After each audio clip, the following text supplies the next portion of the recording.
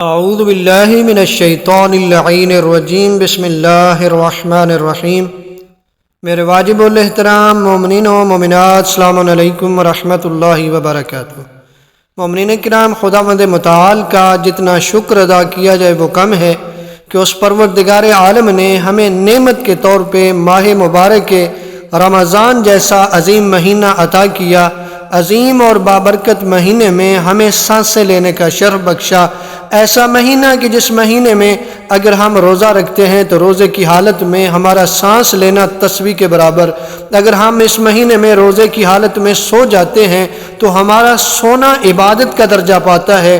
نبی اعظم فرماتے ہیں کہ اس مہینے میں تمہارے اعمال قبول کیے جاتے ہیں، تمہاری دعائیں منظور ہوتی ہیں، اور نبی اعظم فرماتے ہیں اس ماہ میں خدا سے سوال کرو کہ وہ تم کو اس ماہ کے روزے رکھنے اور اس میں تلاوت قرآن کرنے کی توفیق عطا فرمائے۔ نبی اعظم صلی اللہ علیہ وآلہ وسلم فرماتے ہیں جو شخص اس بڑائی والے مہینے میں خدا کی طرف سے بخشش سے محروم رہ گیا وہ بدبخت اور بد انجام ہوگا۔ تو رحمت خداوندی تو منتظر ہے کہ میرا بندہ توبہ کرے تو میں اس کی توبہ قبول کر لوں۔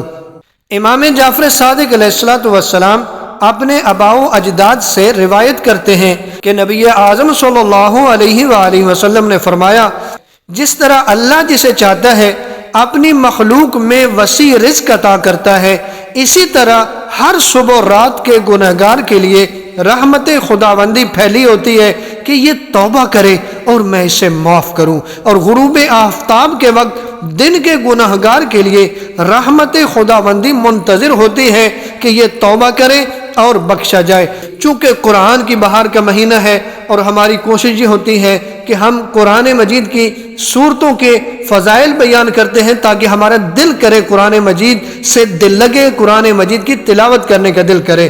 آج ہم بتانے جا رہے ہیں کہ امام جعفر صادق علیہ السلام سے منقول ہے کہ آپ علیہ السلام نے فرمایا، جو شخص سورہ زمر کی تلاوت کرے اور تلاوت کو زبان پر آسان سمجھے تو اللہ اسے دنیا و آخرت کا شرف عطا فرمائے گا، اور مال، خاندان اور اقوام کے بغیر ہی اسے عزیز سمجھے گا، اور ہر دیکھنے والی آنکھ میں اس کے لیے بزرگی عطا فرمائے گا، اور اس کے جسم کو آگ پر یعنی جہنم پر حرام قرار دے گا۔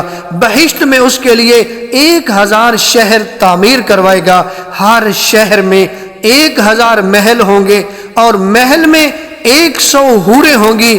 اس کے علاوہ 2 چشمے عمومی، 2 چشمے درختوں کے نیچے، اور 2 سرسبز و خرم چشمے جاری کرے گا، اور حوروں کو باپردہ رکھے گا۔ اسی طرح مختلف قسم کی نعمتیں اور میوے عطا کرے گا۔ تو اگر ہم قرآن مجید کو پڑھتے ہیں تو خداوند متعال ہمیں اتنا کچھ عطا فرمائے گا۔ اب بڑھتے ہیں ماہ مبارک رمضان کی 8ویں شب کی نماز کی طرف۔ 8ویں شب کی دعا جو آپ دیکھ رہے ہیں، اس دعا کو پڑھیں، پروردگار آپ کی دعاؤں کو قبول فرمائے، پروردگار آپ کی مشکلات کو آسان فرمائے۔ اس دعا کے بعد مولا امیر کائنات علی ابن ابی طالب علیہ السلام کی بیان کردہ نماز جو 8ویں شب کی نماز ہے، جو کہ 2 رکعت نماز ہے، مولا امیر کائنات علی ابن ابی طالب علیہ السلام فرماتے ہیں کہ 8ویں شب کی نماز 2 رکعت نماز ہے۔